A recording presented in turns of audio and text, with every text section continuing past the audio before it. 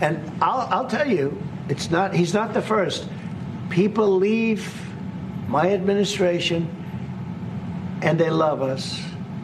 And then at some point they miss it so badly. And some of them embrace it and some of them actually become hostile.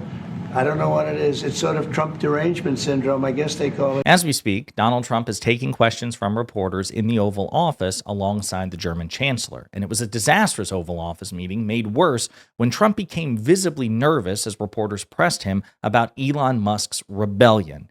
And even though he was visibly nervous, Donald Trump actually accused Elon Musk of having Trump derangement syndrome and indicating that he's very disappointed in Musk and that they may no longer have a good relationship. Stunning stuff. The first time Trump has publicly addressed Musk in a very direct way, and we have to talk about it. But before we do, if you end up liking this video and you want to support the channel, please be sure to hit the like, subscribe, and alert bells before you go.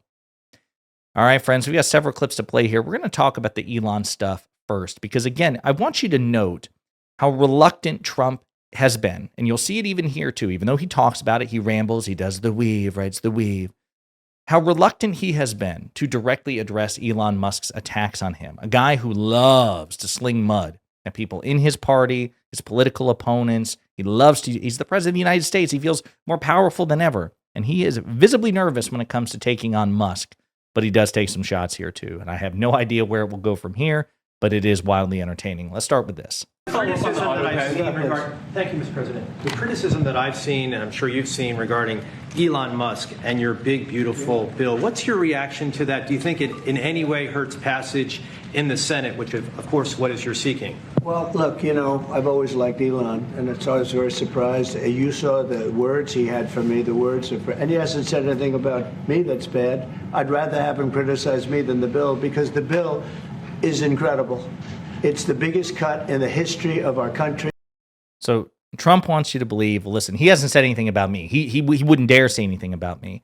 As we discussed in a previous video, while he didn't insult Trump directly, didn't call him a name, he is openly mocking Trump now in public by using Trump's own words against him about the stupidity of raising a debt ceiling. Now, that is their opinion. I believe the debt ceiling should just be abolished. I think it risks, a total global economic catastrophe if we default on our debt, and Republicans in particular have played games with the debt ceiling under Democrats in previous administrations. But Trump thinks, or used to think, that raising the debt ceiling is really stupid.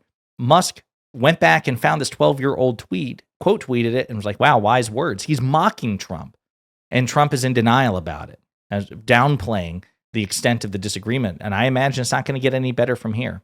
Here's another clip. All of the things that we're doing, nobody's ever seen anything like it. And, Elon's upset because we took the EV mandate, and, which was a lot of money for electric vehicles. And, they're having a hard time, the electric vehicles. And they want us to pay billions of dollars in subsidy. And, Elon knew this from the beginning. He knew it for a long time ago. That's been in there. That's been, I would say, JD, that hasn't changed. That's been right from the beginning. Mr. Secretary, that hasn't changed at all, right from the beginning. But I know that it disturbed him. He wanted, and rightfully, he recommended somebody from that he, I guess, knew very well. I'm sure he respected him, but to run NASA. And I didn't think it was appropriate. And he happened to be a Democrat, like totally Democrat. And I say, look, we won. We get certain privileges. And one of the privileges, we don't have to appoint a Democrat. NASA is very important. We have great people. General Kane is going to be picking somebody with our, we'll be checking him out and seeing. But he wanted that person, a certain person, and we said no. And, I can understand why he's upset. So again, just like the timidity with which he's addressing this and trying to be really kind and really generous. I understand, and he was a great guy, but the guy was a Democrat. Well, Donald Trump used to be a Democrat at one point.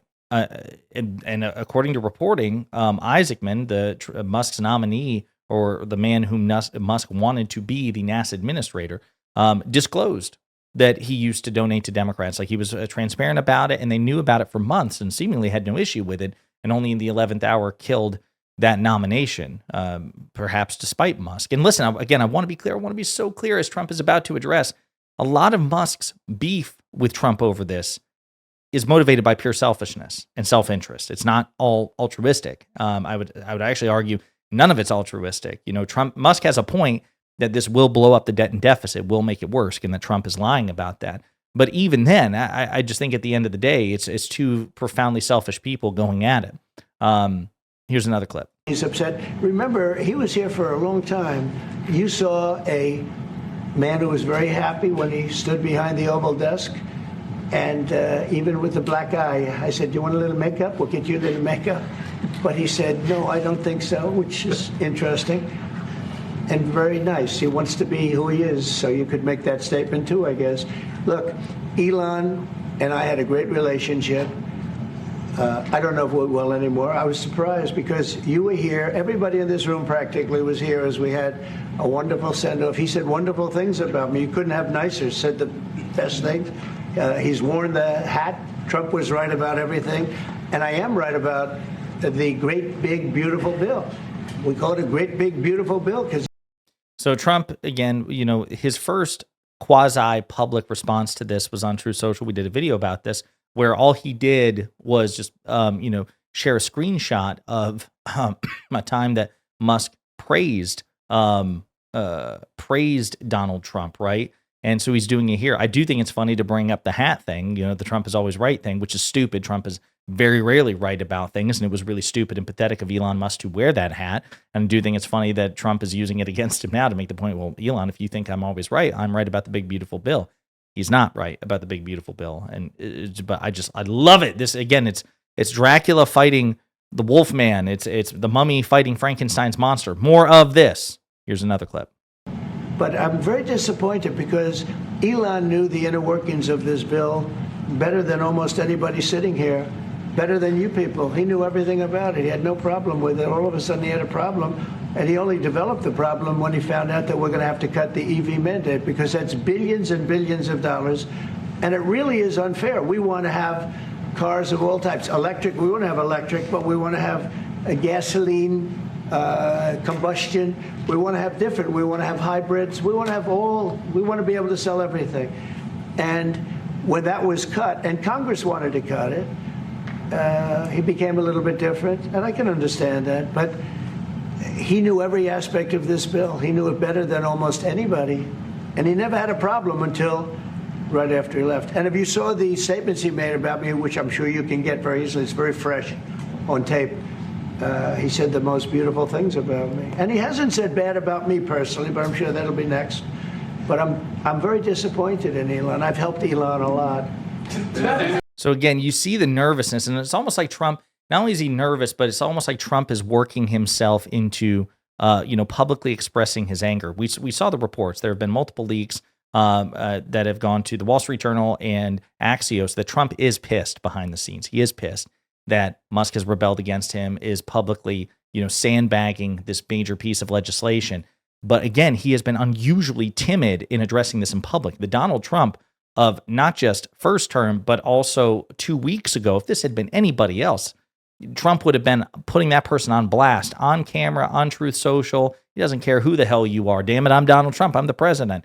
But with Elon Musk, he's like very calculated, like, I don't want to pick this fight. I don't want this fight. I don't want this fight. And yet, the more he talks about it, you can see like he's starting to ratchet up, like give a little bit of vent to his frustration. I'm very disappointed. He hasn't said these things about me personally, but I'm sure he will. Then comes the accusation of Trump derangement syndrome. Things are happening in this room, and I'll tell you, he's not the first.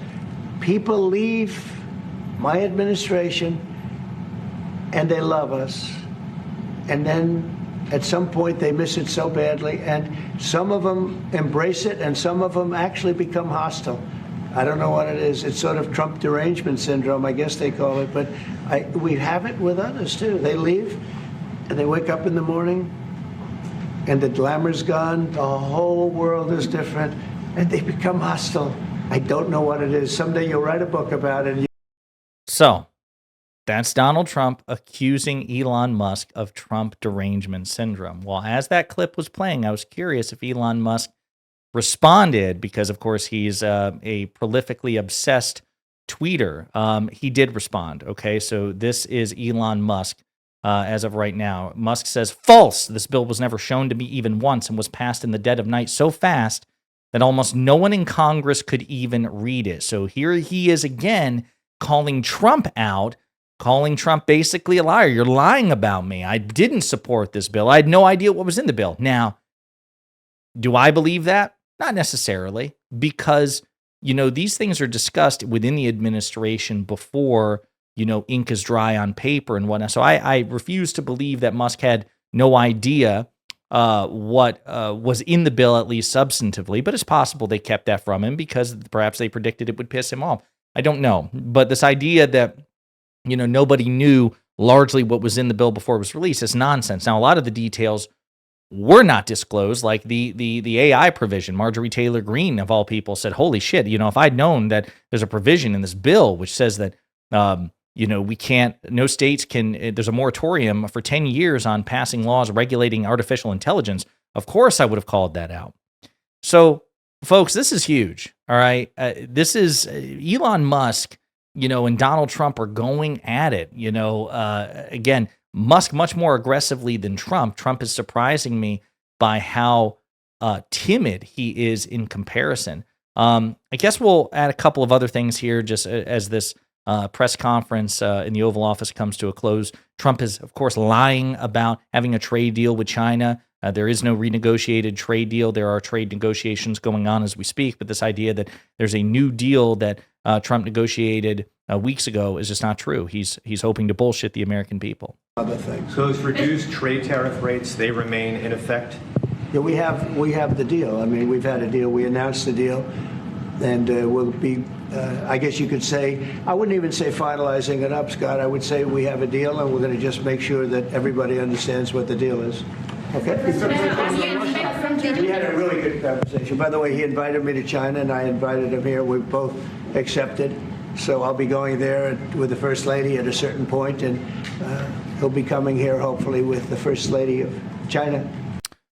Maybe there will be a deal, but there's certainly not one yet. And Trump, again, is just trying to bullshit every which way. At one point, he's glitching when reporters are asking him about Germany's defense spending, because, of course, the German Chancellor, Merz, is in the Oval Office right beside Trump, and Trump seems to visibly glitch.